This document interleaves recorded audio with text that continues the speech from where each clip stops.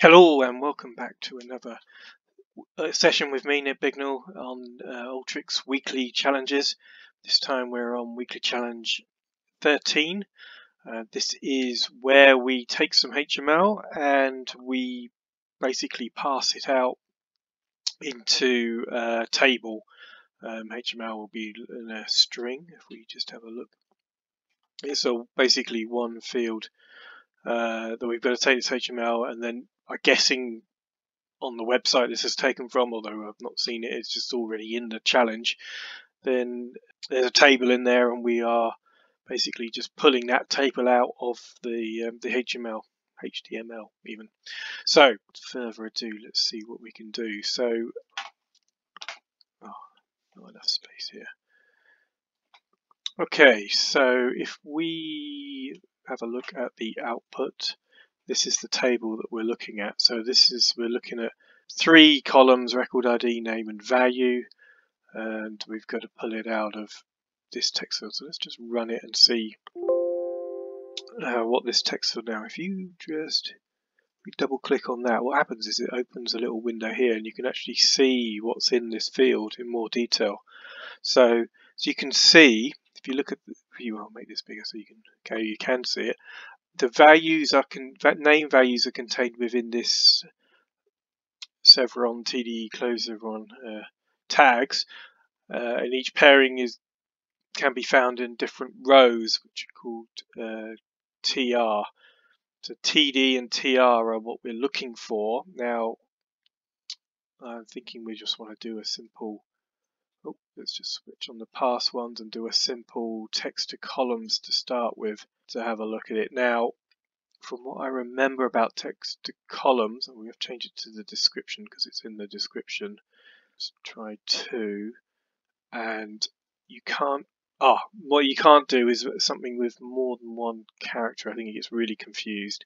So let's just do a find and replace. So in the description we do text is further down, so string I should say, and we want to replace string target with string. So the string we want to replace is the same field, description. The target is, just open that up, it's Chevron TD. Chevron. Yeah. And then we want to replace it with something that we can then use for the text to columns. Now, traditionally, use a pipe for that. So let's use a pipe, and then in here we can then just select pipe, and that should break us. Oh, we want to break it down. Hold on. I think we want to break it down into the different, because if we look at this, we've got, this is area name. Well, we can't see it there. Let's go to the next. There's TR, which will break the area ID, and then it would be, we'd want to break it on that. There's 2 TDs, so I think we want to break it by row to split them. So actually we want to put it by row, not columns. And let's just see what that gives us. Okay, here we go. So we now have type. So we then have type space state in country, and if we look here, we've got type state in country. So this gives us a bit more we can work for. I think the first 3, if we look at these are all of the metadata around the HTML. So we can probably get rid of the first 3. Skip 3 rows. There's 3 rows. Let's just run that, see what that should do it. So now we're on type, and we probably want to then take this, and we obviously want to get rid of anything after this, but we want to know if there's a TR in it. Okay, because the TR changes the. What I'm thinking here is we want to be able to. We've got to then take this area name and then the area and put it in name and value.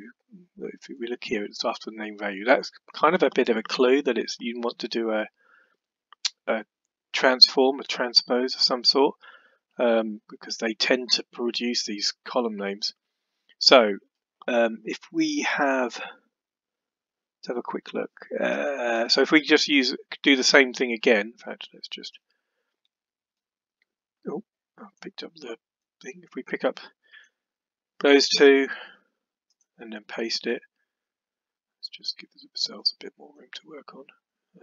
Put it down there. Now this time we want to, what is it? This /td. So let's take that /td and replace it with a. But this time we do want to split it into columns. Let's just do 2 columns, and then that should give us another row. So we now have another row. This is now the description, and then another row which has got the actual TR in it, which signifies it's the end of the row. So if we take, I don't suppose it matters. What we can then do is use a multi-row formula to group up those different rows. So we want to do an if statement. So if you do, if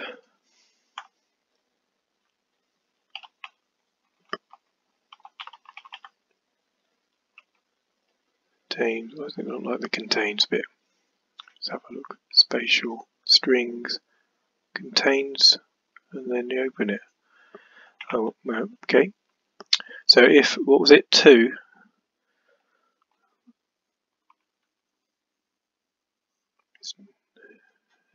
2. Oh, 2, and then we want to comma, and it's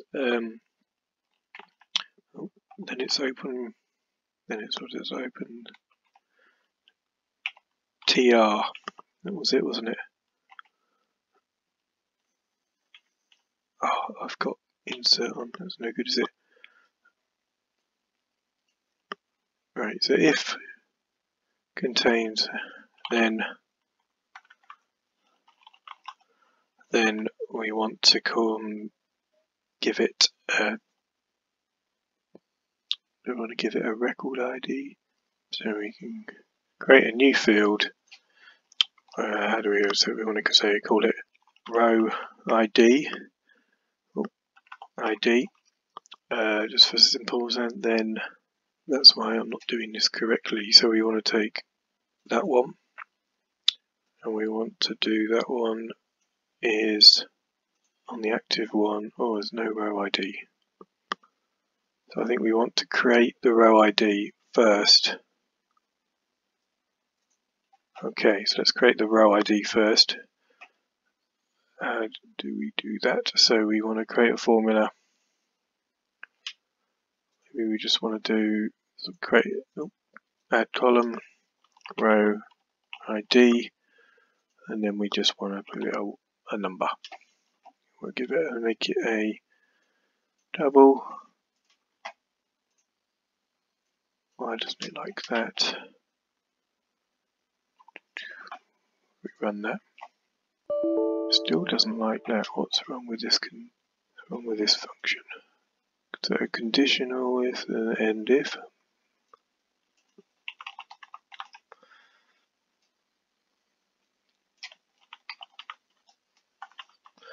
And then string in here is contain string. You don't need it. So why is it not working then? Let's try with a capital C. Ah, that'll be why. Let's see if that works. No, it still doesn't work. So what are we doing wrong? Ah, we haven't got this right. It's got to be the same. It's got to be that there. Oh, but it is that. And read in. This is maybe confusing it. So let's create another one which, so in 2 we want to replace string.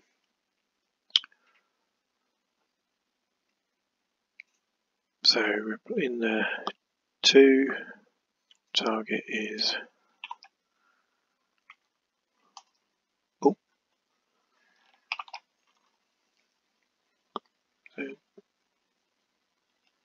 tr, and we want to replace it with, I suppose we can use pipe again. We can use anything we want. Let's just use what's not going to be likely to be in there, ampersand. Okay, and then in this one, if we replace that with ampersand, okay, does it like that? No, it still doesn't like that. Why do you not like this?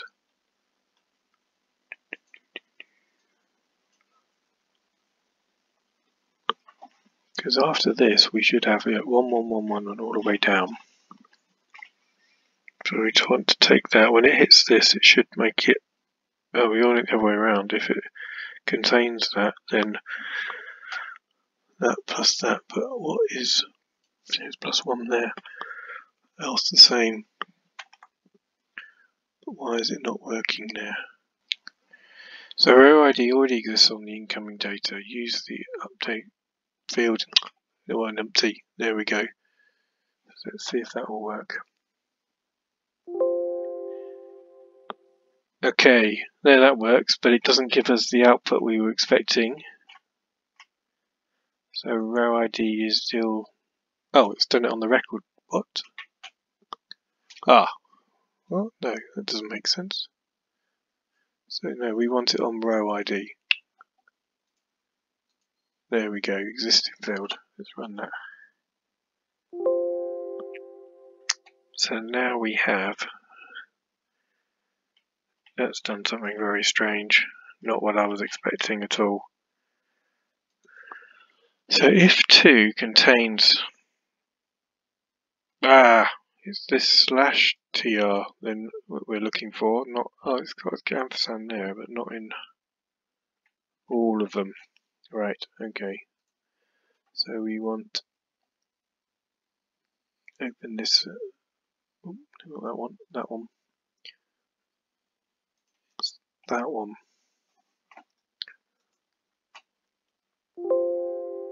It's still only done 2.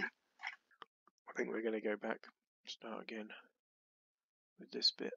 So maybe that's what it is. So let's add in another. Let's create a. We'll call it row count, and we'll make it an integer.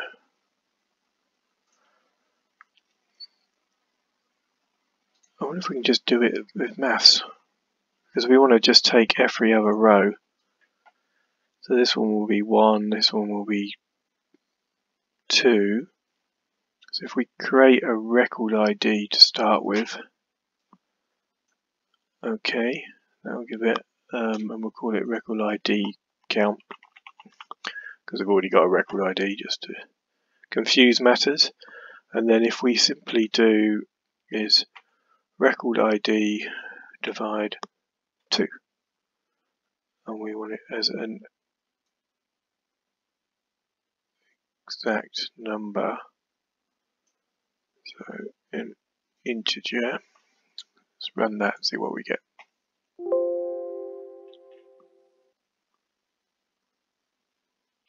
It doesn't work. Why doesn't that?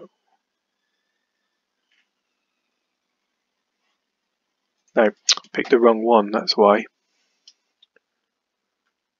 It's the count one I want. There you go. Right. Let's see if we can run that now. Okay, perfect. So now we've got these So we've got type and then group. So we can now create our cross tab where we put them bits together. So we bring that in. We want to group it by record ID and row count. And then the volume we want to come out is, what is it we want to come out? We want it's number 1 we want. So changed headers, well, we want number 1 as the, and does it matter which one? Yeah, let's try that one and run it and see what happens. No, I didn't like that. Oh, that's because we'll take the first and run.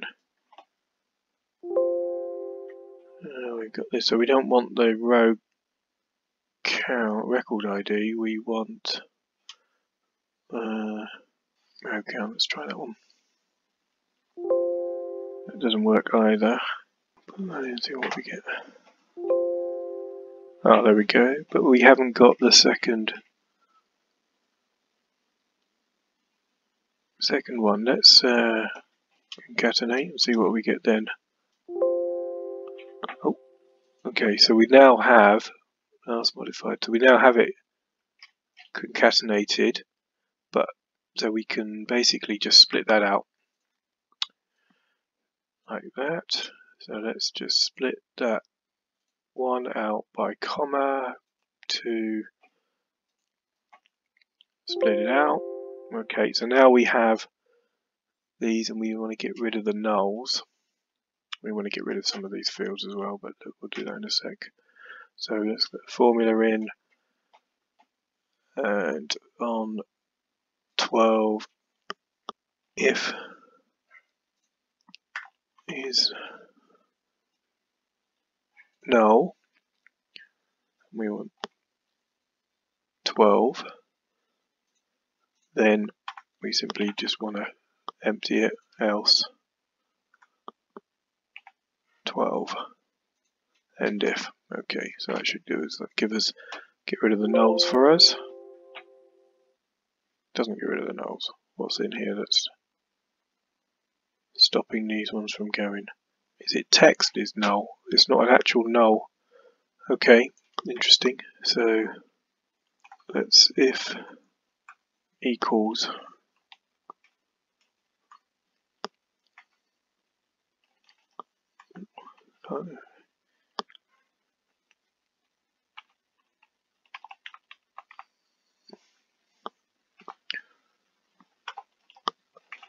having trouble typing today. There we go. There's okay. Let's run that and see what we get. There you go. So we now have the description.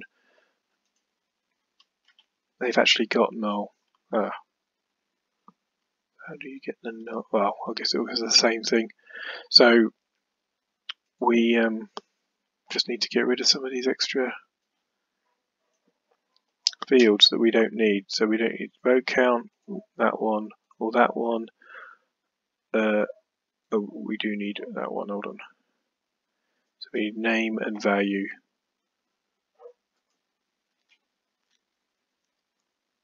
So we need name and value. Name, value,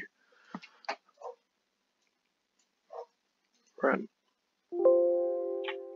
There you go. So if we look here, we've got, other than these nulls, which I guess we can deal with, we've got the same there. There you go. Thank you very much, and thanks for watching, and see you again next time. Bye.